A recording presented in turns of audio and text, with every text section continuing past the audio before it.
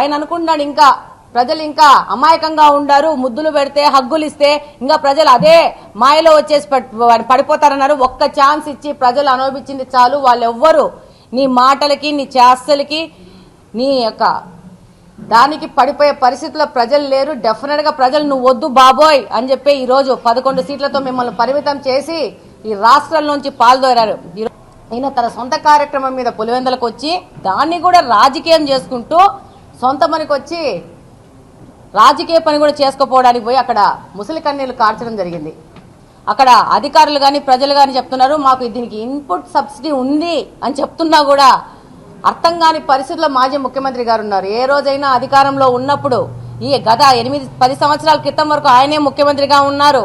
ఎన్నిసార్లు పోయారు, ఎన్ని న్యాచురల్ కెలామిటీస్ లో పోయి ప్రజలను పలకరించినాడు, వాళ్ళని అందుకున్నాడు, వాళ్ళకి సపోర్ట్ గా ఉన్నాడని చెప్పేసి ప్రజలందరూ ప్రశ్నిస్తున్నారు. అందుకే కదా ఆ రోజంతా హెలికాప్టర్లకి అటు ఇటు తిరిగాడు కాబట్టి ఈ రోజు ఆయన్ని పదిలోంచి తీసేసి నువ్వు పనికి రావు అని చెప్పేసి ఒక జడ్జిమెంట్ ఇచ్చి ప్రతిపక్ష హోదా లేకుండా ఆయన్ని కూర్చోబెట్టారు. ఎమ్మెల్యేగా గెలిపించి ఆయన్ని ఇంత చాలు నీకు అని చెప్పేసి ప్రజలు డిసైడ్ చేసుకున్నారు.